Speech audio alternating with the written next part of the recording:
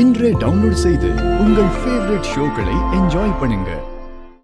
நான் மனசார சாருவுக்கு கல்யாணம் பண்ணி வைக்கணும்னு தான் நினைச்சேன். ஆனா அவ இறந்துட்டா.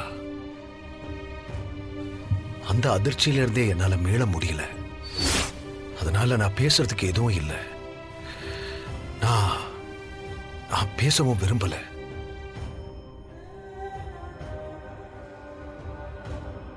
மிஸ்டர் சீனிவாசன், நீங்க உங்க வாக்குமூலத்தை பதிவு பண்ணலாம். சாருக்கும் எனக்கும் தொடர்பு இருந்ததுன்னு சாரு சொன்னதுல உண்மை கிடையாது சார். ஆனா மாமா சொன்னதுனால தான் நான் மனமேடையிலே போய் உட்கார்ந்தேன். என் மாமா இந்த கல்யாணத்தை உண்மையிலே நடத்தி வைக்கணும்னு தான் நினைச்சாரு. அப்படி இருந்தும் சாரு எதனால இறந்தான்னு தெரியல.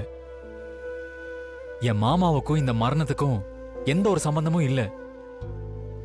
ஏதாவது தண்டனை கொடுக்கறதா இருந்தா அது எனக்கு கொடுங்க. அவரை விடுதலை பண்ணுங்க. இவங்களோட வாக்குமூலத்துல எந்த ஒரு போலித்தனமும் இல்ல.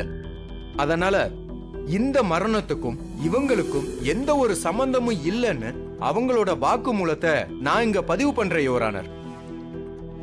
அதுக்கப்புறம் கொலைக்கு காரணமானவங்க தங்களோட குற்றத்தை என்னைக்கு ஒத்துக்கிட்டு இருந்திருக்காங்க. ஆனா இவங்க ரெண்டு பேருக்கும் எதிரா சாட்சியும் ஆதாரங்களும் ஸ்ட்ராங்கா இருக்கு. தங்களோட சுயநலத்துக்காகவும் தன் குடும்ப கௌரவத்துக்காகவும் ரெண்டு பேரும் சேர்ந்துதான் சாருவ சாவுக்கு தூண்டி இருக்காங்க. அதுதான் உண்மை.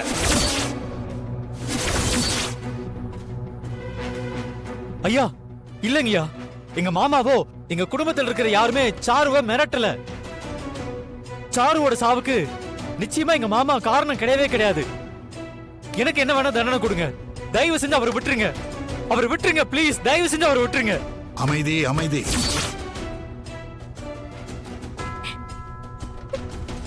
உங்ககிட்ட கேட்ட கேள்விக்கு மட்டும் பதில் சொல்லுங்க. மத்தபடி நீங்க அமைதியா இருக்கணும். ரகுராம் அமைதியா இருக்கிறதுலயும் சீனு தன் மாமாவை காப்பாத்த அவசரப்படுறதுலயுமே இவங்க சாருவ சாவுக்கு தூண்டி இருக்காங்கன்றது நல்லாவே தெரியும்.